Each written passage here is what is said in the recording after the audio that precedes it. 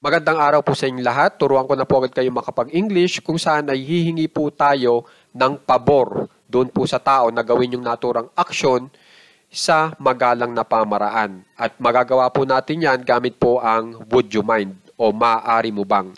Na ito pong would you mind ay para maipareha mo dyan yung aksyon na gusto nyong ipagawa doon sa hinihinga nyo ng pabor, dapat i-spelling nyo yung inyong action o verb na kung saan ay lalagyan nyo ng ing sa dulo. Katulad po nito, makikipatay. Pag in-English nyo yan, dapat may ing sa dulo yan, yung action na yan o verb na tinatawag. Kaya ito po yon, turning, yung may ing sa dulo. Turning off, makikipatay. Okay, yung verb natin may ing sa dulo. Okay, magbigay na po agad ako ng halimbawa. Maaari mo bang makikipatay ang mga ilaw? Kapag in English po natin yan, would you mind turning off the lights? Huwag kakalimutan ang question mark kapag isinusulat natin. Okay? Sa paghingi ng pabor. Sumunod, maaari mo bang makikisarado nung pinto? Kapag in English po yan, would you mind closing the door? Okay? Sumunod, maaari mo bang makikibuksan ang electric pan? Would you mind turning on the electric pan? Okay? So, kayo na lang pong bahala kung electric pan man yan, o oven man yan, o computer man yan, yung bubuksan nyo na device. Okay? Kayo na lang pong bahala magbago. Yung pinto, yung door dito, pwede yung paltan ng window, ng bintana, di ba? Sumunod, maaari mo bang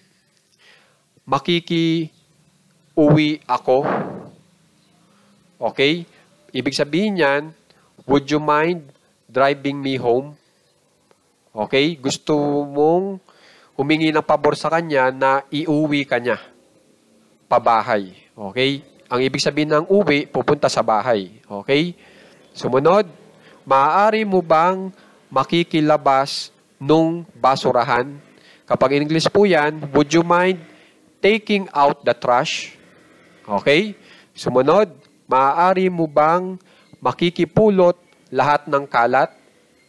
Kapag in English po yan, would you mind picking up all the litter? Okay? Sumunod, maaari mo bang makikihinaan ang iyong boses? Kapag in English po yan, would you mind keeping your voice down? Okay? Sumunod, yung gamit na gamit. Maaari mo bang makikitulungan ako dito? Yan, gamit na gamit po yan. Kaya nyo nang may English ngayon. At ito po yan. Would you mind helping me here? Okay? At ang huli, gamit na gamit din po para may English yun ng tama. Maaari mo bang makikiserox ang mga ito? Kapag in English po, would you mind getting this Xerox? Okay? So, sana makikipag-aralan ng maigi po itong ating leksyon kasi kung mapapansin nyo, magagamit nyo rin po agad. Okay? Para makahingi po kayo ng pabor sa magalang na pamaraan. Okay po? Maraming salamat po.